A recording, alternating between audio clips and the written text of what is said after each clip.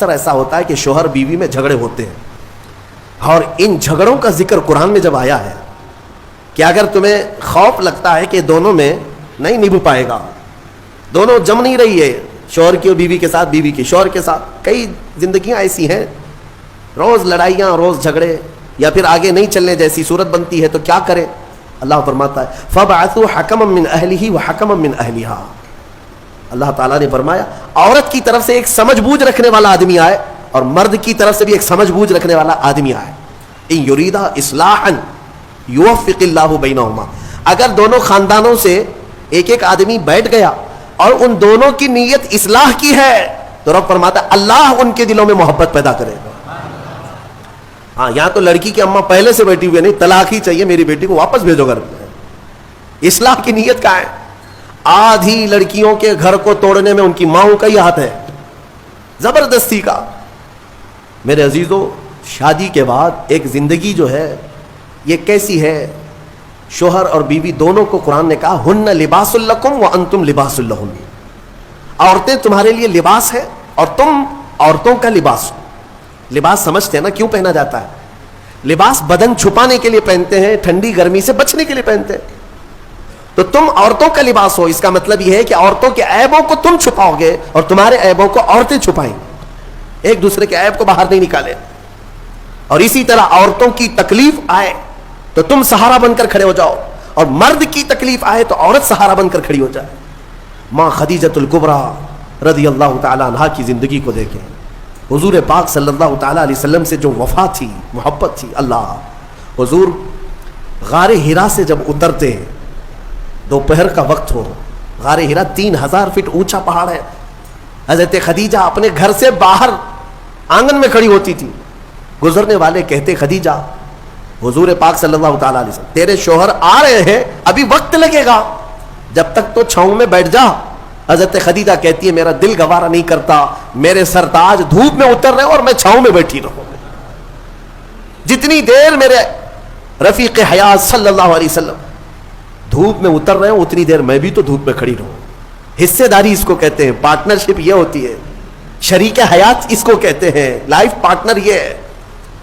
حضرت خدیجہ کا جب انتقال ہوا، میرے آقا کو اتنا غم ہوا، اتنا غم، پورے سال کا نام رسول پاک نے عام الحزن رکھا، یہ غم کا سال ہے جس سال ام المومنین کا انتقال ہوا۔ اور وہ عجیب لمحہ تھا جب سیدہ کائنات فاطمۃ الزہرا سلام اللہ علیہا حضور کی بارگاہ میں تھی، چھوٹی عمر تھی جب حضرت خدیجہ کا انتقال ہوا، حضرت فاطمہ بہت چھوٹی تھی۔ حضور پاک صلی اللہ علیہ وسلم نے بلایا، حضرت فاطمہ سے محبت کیا اور کہا فاطمہ، تیری ماں کے انتقال سے پہلے تیری ماں نے کچھ کہا تھا، کوئی خاص بات جو مجھے نہ کہی؟ حضرت فاطمہ کہتی ہاں ابا جان، اماں نے انتقال سے ایک دن پہلے مجھ سے کہا تھا فاطمہ اگر میں مر جاؤں، اگر میرا انتقال ہو جائے تو میرے کفن کے ساتھ تو اپنے بابا جان کا جبہ بھی رکھ دینا، اپنے بابا جان کا جبہ میرے کفن کے ساتھ رکھ دینا، میری قبر میں رکھ دینا۔ حضرت فاطمہ روتے ہوئے کہتی ہیں یا رسول اللہ، اماں کی ایک خواہش تھی۔ حضور اکرم صلی اللہ تعالی علیہ وسلم کی آنکھوں میں آنسو آ گئے اور میرے آقا نے فرمایا فاطمہ قسم رب ذوالجلال کی، تیری ماں نے میرا جبہ ہی پوچھا، قسم رب ذوالجلال کی اگر خدیجہ یہ کہتی تو میں اپنے جسم کی چمڑی بھی اتار کر دیتا، اگر وہ جلد مانگتی تو میں اپنے جسم کی چمڑی بھی اتار کر کے اس کو دیتا۔ یہ ہے ازدواجی زندگی کی محبت۔ شوہر بیوی ایک دوسرے کو تان و تشنیع کرتے رہے، عورت شوہر کے غیبانہ میں خیانت کرتی رہے، تو یہ کون سے لائف پارٹنر ہیں، کون سے شریک حیات ہے؟ اعتماد کے رشتے کا نام ایک نکاح ہے، اعتماد ہو۔ شوہر اپنی بیوی پر شک کرتے ہوئے کب تک جی سکتا ہے؟ عورت اپنے مرد پر شک کرتے ہوئے کب تک جی سکتی ہے؟ شک کی دیوار ایسی خطرناک ہے جس کا علاج بھی نہیں بلکہ یہ زندگیاں توڑ دیتی ہیں۔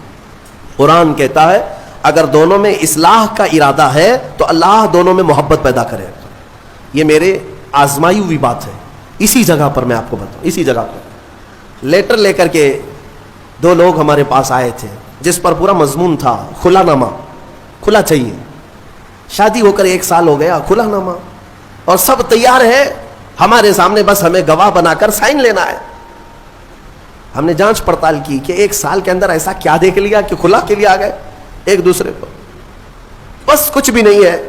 عورت جب بھی کچن میں جاتی ہے تو اسے کچھ تکلیف ہوتی ہے, اور ہماری اماں کہتی ہے کہ اس پہ اثرات ہیں, جنات ہیں اس پہ, آسیب ہیں, گھر میں کہاں اس کو رکھیں گے. تو میں نے یہی کی بات ہے, مجھے یاد ہے, اس نوجوان سے کہا کہ تمہاری اماں سے پوچھو اگر میں اس کے جنات نکال دوں تو کیا رکھو گے, یہ کھلا ختم کرو گے.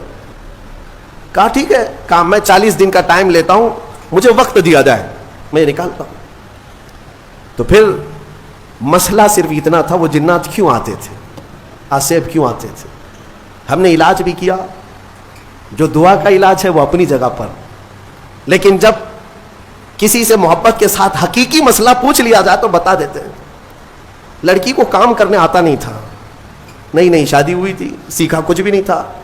کچن میں جاتی تھی تو ہاں ہوں کرتی تھی کہ اس کسی طرح سے میں روٹی بنانے سے بچ جاؤں, کچھ تو ہو جائے. لیکن اس کی اس حرکت کی وجہ سے سارے گھر میں لگا کہ جنات ہے اس پہ, آسیب ہے. تنبیہ کیا کہ کام سیکھ لے 1 مہینے کے اندر. کب تک اس طرح ہاں ہوں سے زندگی چلے گی؟ خلا سے بہتر ہے کہ زندگی محبت کے ساتھ گزرے. ہو سکتا ہے نصیحت کام آ گئی, 1 مہینے کے بعد دونوں واپس آئے اور اس خلا ناموں کو ہمارے سامنے پھاڑ دیا. کہا نہیں, دونوں میں اتفاق ہے, ہم رہ سکتے ہیں. آج تک الحمدللہ وہ جوڑا سلامت ہے. اصلاح کی اگر نیت ہو, قرآن کہتا ہے کہ دونوں میں اللہ محبت خود پیدا کرے گا.